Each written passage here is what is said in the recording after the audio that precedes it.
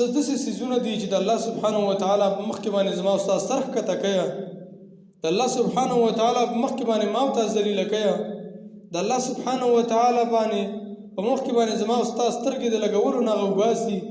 هغې عملونه کم دي پکار ده د هغې نه موږ ځان وساتو چې د الله سبحانه وتعالی په مخکې باندې خپل دا سر موږ جګ کړو او د الله سبحانه وتعالی په مخکې باندې موږ خبره کولی شو. زما عزتمندو یو د دغه لوی آفتونو نه چې انسان سر ښکته کوي، انسان ذلیله کوي، انسان د الله سبحانه وتعالی او د رسول الله علیه السلام د لارې نه وباسي او انسان ښکته راګوزاري، هغه د ژبې آفتونه دي. په ژبه باندې دروغ ویله، دغه شانتې د ژبې ته څومره آفتونه دي هغه به انشاء الله تعالی ذکر کړو چې کوم اسباب او کوم عملونه د هغې د وجې نه چې ما ورته وکړو په ژبه باندې د هغې د وجې نه ما ورته هلاکېږو، هغه کوم عملونه دي. زما عزتمند اول به دې خبرې ته راشو چې دا سترګې، دغه شانتې دا شونډه، دا ژبه، دا هر څه موږ له الله سبحانه وتعالی راکړي دي. قرآن کریم کې سوره بلده 9 آیات کې وایي الم نجعل له عینین ولسانا وشفتین. الله آیا موږ د خلکو له دوه سترګې نه دي ورکړي، ژبه مولا نه ده ورکړي، شونډې مولا نه دي ورکړي د انسانانو دپاره. الله دا ولې ذکر وکړ؟ مطلب دا چې ما درله درکړي انسانه، نو په دنیا کې چې یو څوک دی د یو مالک سره کار کوي د هغې د قوانینو خلاف نه کوي، هغه که تا سره احسان وکړي د هغې د قوانینو خلاف څوک نه کوي، نو الله سبحانه وتعالی وایي چې انسانه ژبه مې ته درکړلې، شونډه مې له درکړله، دغه شانتې سترګې مې له درکړي، غوږونه مې له درکړي، ولې زما په خلاف باندې استعمالوي؟ ولې زما په مقابله کې استعمالوي؟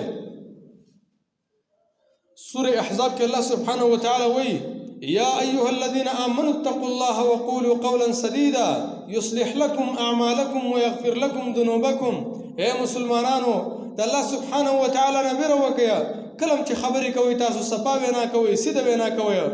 یصلح لكم اعمالکم ویغفر لكم ذنوبکم. الله سبحانه وتعالی به ستاسې اعمال، ستاسې کارونه، ستاسې معاملات به الله سبحانه وتعالی برابر کړي. ويغفر لكم ذنوبكم، ستاسې ګناهونه به الله سبحانه وتعالی معاف کړي. کله چې زموږ ستاسې معاملات او د الله سبحانه وتعالی نه وویریدل. یو صحیح حدیث کې راځي جناب رسول الله علیه السلام فرمایي اذا اصبح ابن آدم فإن الأعضاء كلها تكفر اللسان فتقول اتق الله فينا. وکله چې انسان سبا کی په دې کې د بنی آدم دا څومره اعضاء چې دي، څومره اعضاء دا ژبه دا د ژبې ته متوجه شي، تکفر اللسان د ژبې ته متوجه شي په انتهایی عاجزۍ سره او التماس ته وکړي، درخواست ته وکړي و اتق الله فینا. د الله سبحانه وتعالی په باره کې ګوره زمونږ په باره کې د الله سبحانه وتعالی نه وویرېږه. فإنا نحن بک، زمونږ ټولو تړونه، زمونږ ټولو تړاو په تا پسې دی. فإن استقمت استقمنا وإن اعوججت اعوججنا. که چېرته ته کږه ته برابر نه وي، زمونږ ټول بدن په ستا پسې تړلی شوی دی. بعضې وخت یو انسان د خولې نه ډېر پوچي، کنځلې کوي، ردې بدې وایي، دروغ وایي، بهتانونه تړي. خلک وایي پلانکی سړی ډېر دروغجن دی. داسې نه وایي چې دې دا ژبه دروغجنه ده. پلانکی سړی ټول اعضا، ټول بدن ورله یاد کوي دا دروغجن دی.